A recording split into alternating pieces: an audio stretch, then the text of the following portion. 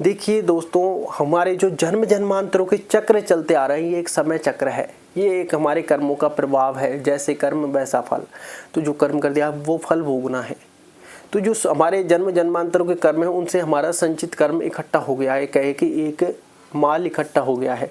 अब उसमें से दोनों प्रकार के कर्म हमारे जीवन के लिए निकाल लिए जाते हैं कि भैया व्यक्ति को ये कर्म मिले हैं, अब ये तय समय के अनुसार ये सारी चीज़ें इसके साथ होंगी और अब ये निश्चित हो चुकी है।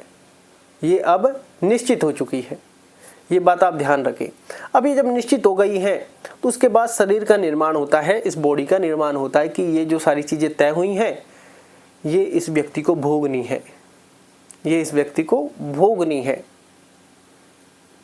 और कहे कि उसके अलावा आपके अंदर कि आप अब कहें कि व्यक्ति का निर्माण हुआ है, अब पशु पक्षी तो है नहीं कि, तो आप इंसान हैं तो आपको एक बुद्धि का निर्माण अलग से उसके बाद हो जाता है कि व्यक्ति बुद्धि के अनुसार अपने नवीन क्रियामान करेगा। चाहे ईश्वर की भक्ति करो, चाहे और कुछ करो, अपने आपको मोक्ष के द्वार पर लेकर जाएगा, मुक्ति के द्वार पर लेकर जाएगा, आत्मज्ञान करेगा, सत्य क्या है पहचानेगा। ये सब हमारी बुद्धि के खेल है। लेकिन हम तो उलझ गए हैं हमारी लाइफ में। देखिए, आपका जन्म आपके हाथ में नहीं है, आपकी मृत्यु आपके हाथ में नहीं है, आपकी बीच में की जो लाइफ है वो हम पकड़ कर बैठ गए हैं।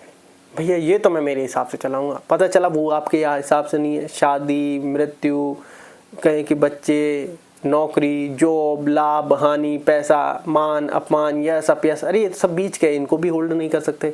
अब इसमें स्टेप क्या है भाई? ए से लेके बी तक जाना है। ए चालू हो गया है जन्म, या फिर कहें कि ए चालू हो गया है कि जैसे हमारा निर्माण हुआ, या फिर कहें कि माता के घर में हमारा ये स्टेप चालू हो गया है। यहाँ पर हमारी यात्राएं थी, भोग ली, वो हमारे याद नहीं है। अब हमको बी तक पहुँचना है। बी के बाद अब हमारी लाइफ सी तक जानी है। अब ए से लेके बी तक हम कुछ कर नहीं सकते, बी से लेके सी तक। लेकिन अब ए, बी, सी, डी, ये इनका कहीं ना कहीं लेना देना पूर्व से चलता रहता है।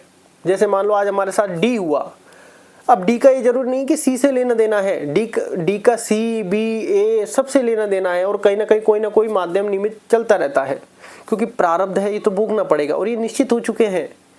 अब यहाँ पर आपको कैसे क्या, भाई बी से सी पहुँचना निश्चित है, उसके बीच में हमें कर्म मिलेगा, वो उसको आपको पूर्ण श्रद्धा के साथ 100% के साथ करना है। और मान लो आपका दुख ज़्यादा है, कोई काम ही नहीं मिल रहा है, तो आपका काम क्या है? 100% तरीके से प्रयास करना और प्रसन्न रहना। भाई मैं तो प्रयास कर सकता हूँ, फल मेरे प्रारब्ध में भी है नहीं, तो आपको क्या करना है? आपको और कुछ चीज़ देख लेनी है, परोपकार की भावना। कोई और व्यक्ति कार्य कर रहा है, वहाँ पर प्याऊ पर सहारा लगाना हो गया। भाई आप अपना कर्म कर रहे हैं, परोपकार की भावना। अब आपका तय समय पर आया जॉब, तो वहाँ पर आपका फिर कहीं की बुद्धि थोड़ी थोड़ी वैसी होने लग जाएगी, आपका प्रयास सफल होने लग जाएगा। आप अपना प्रयास कभी ना छोड़िए। तो हर काम में आप अपना 100% दीजिए। काम जैसे कहते हैं कि एक हमारे अंदर बुद्धि दी है, तो जैसे आपको लग रहा है कि यार किसी के साथ हिंसा हो रही है, गलत कर रहे हैं हम, तो रोकिए। कहने का तात्पर्य हम किसी के साथ गलत करने जा रहे हैं और हमारे को लग रहा है कि गलत है, तो उस पर होल्ड कीजिए, क्योंकि बुद्धि मिली है।